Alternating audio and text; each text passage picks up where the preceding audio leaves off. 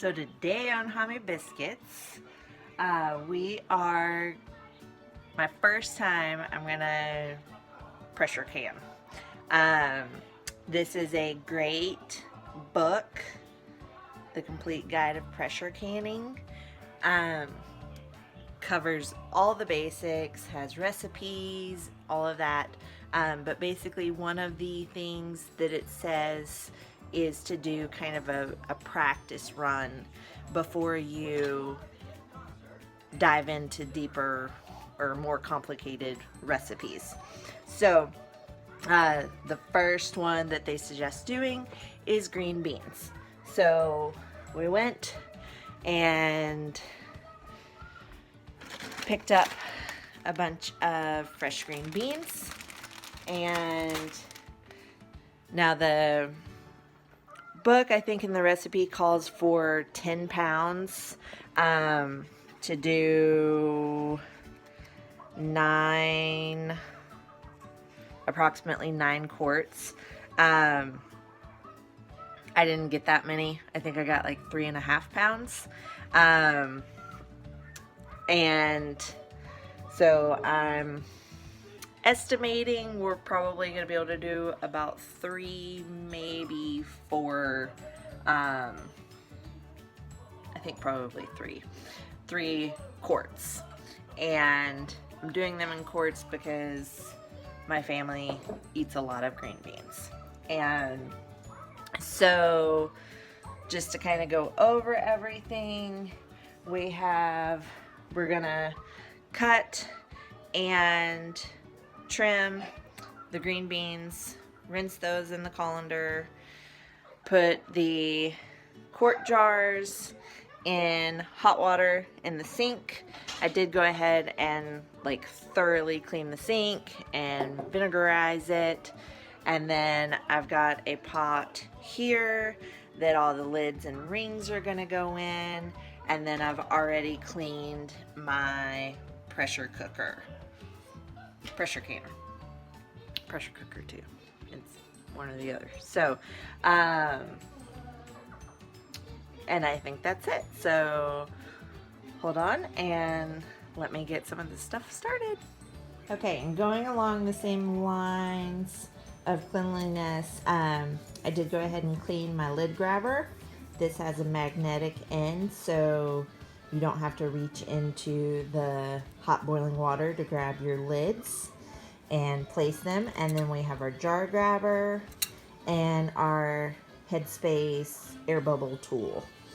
And I think you can pick up a set like that for $10 or so from Walmart or any other retailer. But good to have whenever you're either water bathing or pressure canning. Okay, so I got 1 bag of the green beans destemmed and pulled out any that were blemished, wrinkled, just kind of wimpy, and all that will go into the compost. But got 1 bag put in the colander, and we're gonna rinse. And then I forgot to point out that you need a large stock pot of hot water.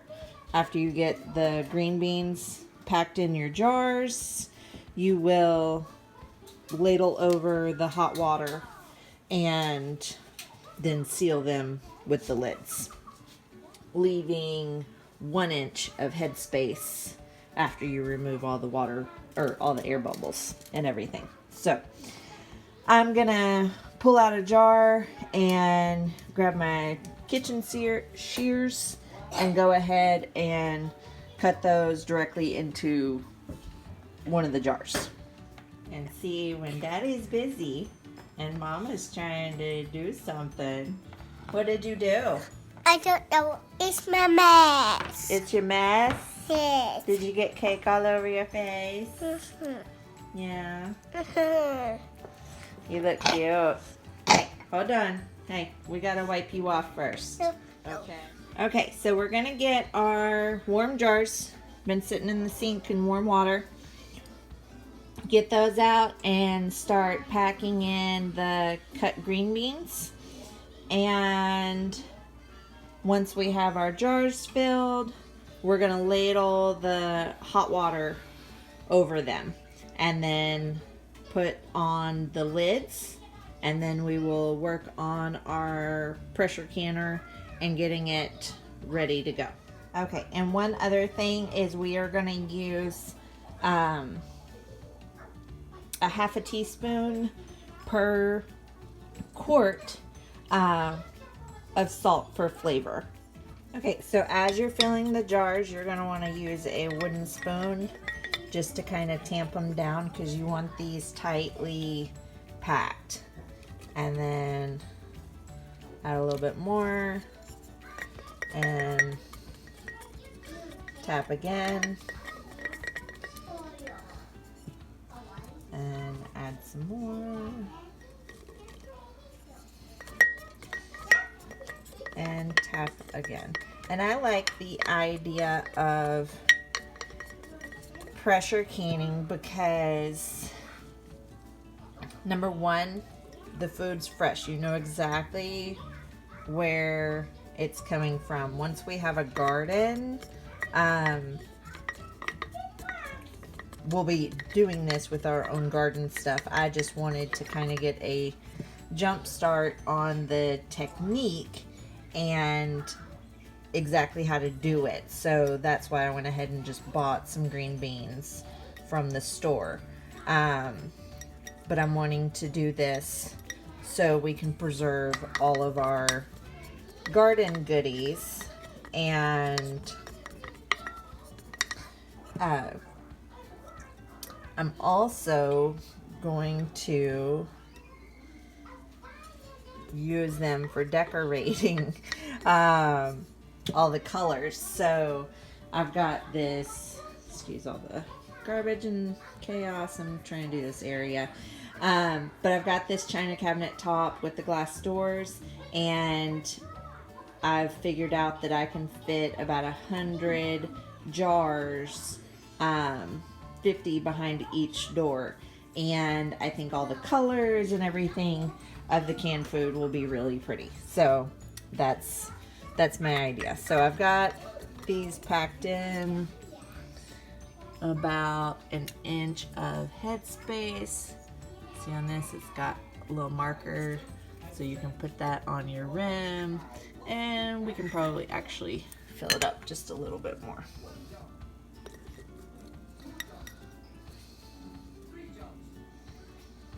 And get those kind of tamped in, and then check it again, and that's pretty good. So let me grab our ladle, and we're going to set back our lid, scoot that over, and we are going to slowly ladle the hot water into the jars. And same thing, we'll keep that 1 inch of headspace. So I'm just gonna go ahead and do this, and then we'll come back. Okay, so we've got the water in there to about the 1 inch of headspace. As you can see, we've got some air bubbles, so that's where this tool comes in handy. You can just kind of jiggle it around, and it will help release those air bubbles.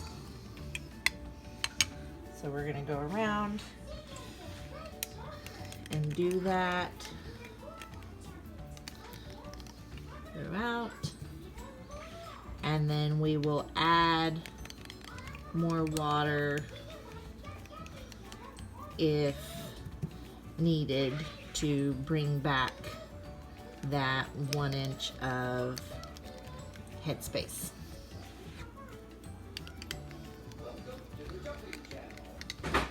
Okay, so that one's good. We've got our 1 inch of headspace, all of the air bubbles are removed. I'm just gonna do a little shake, a little tap Make sure.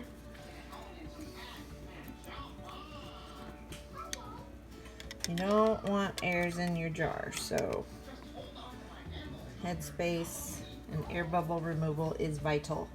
So now we're going to grab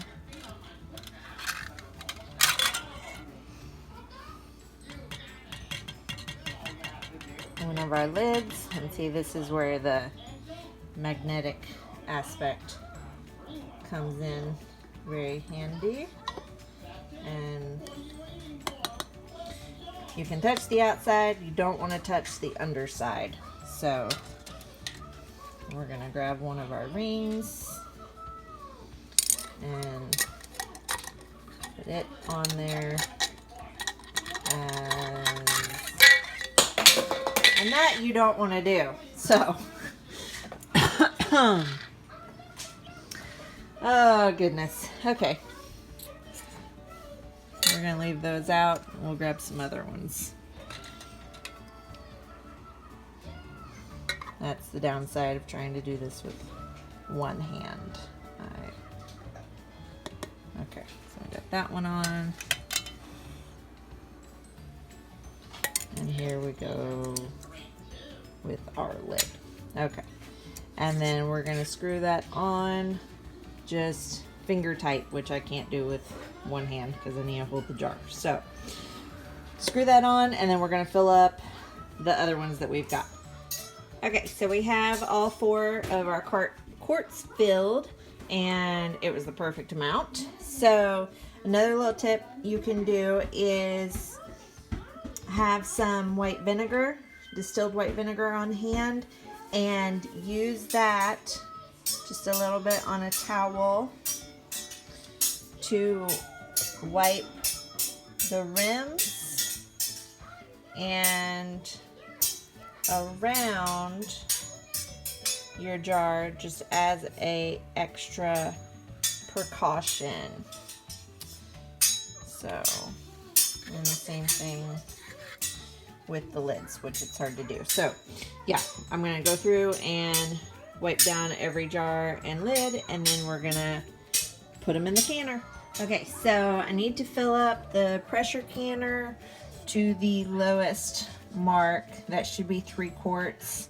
And I've already got some leftover hot water from ladling into the jars, so I'm going to use that to pour into the pressure canner, and then add more if I need it. Okay, and then you're going to want to add 2 tablespoons of white vinegar to this water, and that will help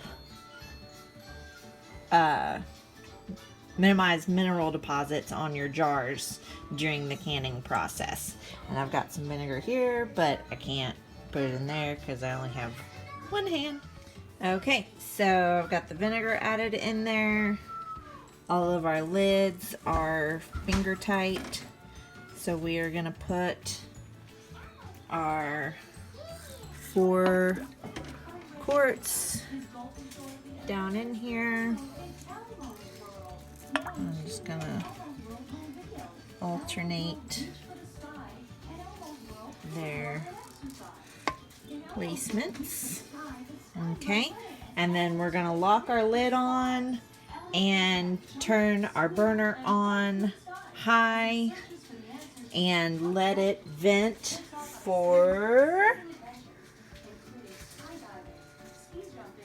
in about 15 minutes.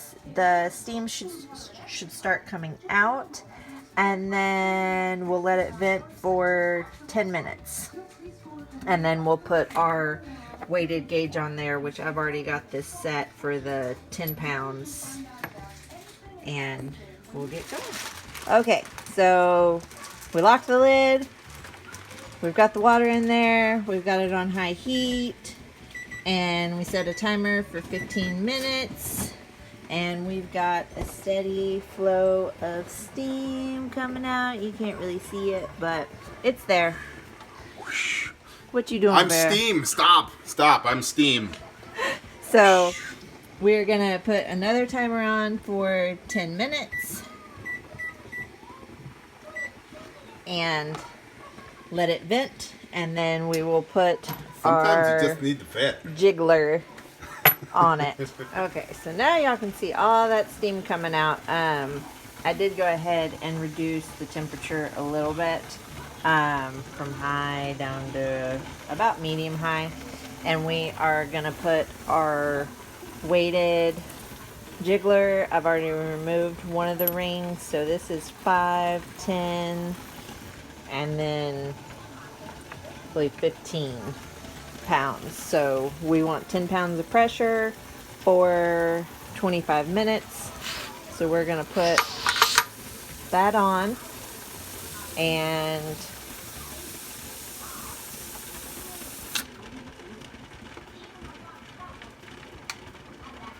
eventually it should start wiggling and jiggling.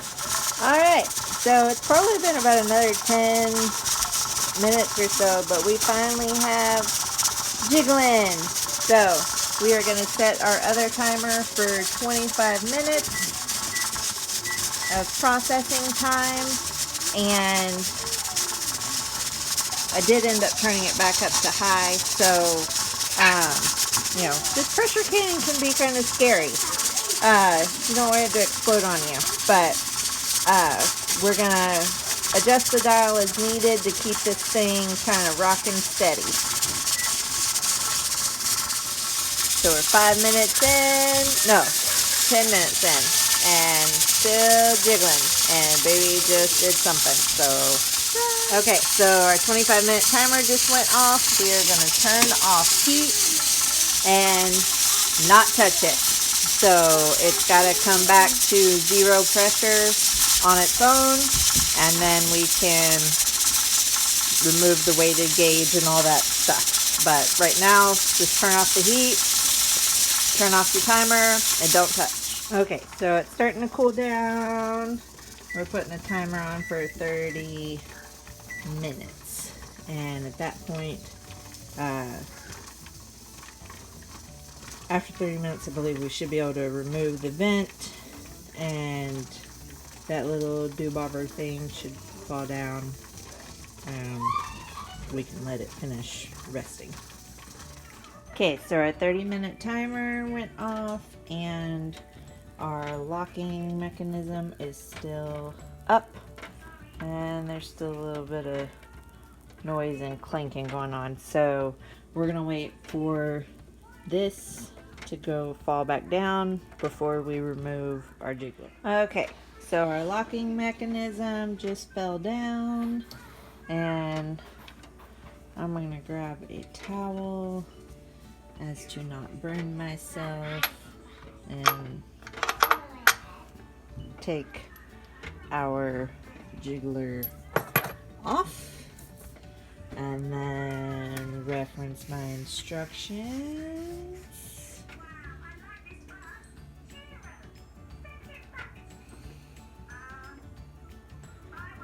And we can go ahead and remove the lid.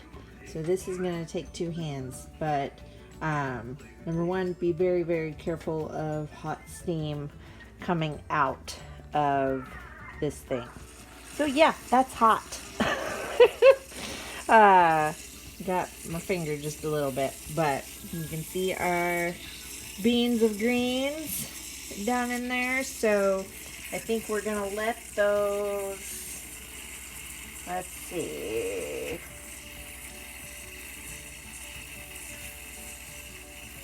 we're gonna allow the jars to cool for another 5 minutes before removing them with our jar handlers, and then we will place them on the towel. I have that lid on, but we're gonna let it cool off for a minute because it is piping hot. Okay, so just real quick, tops are all down, so everything's sealed well.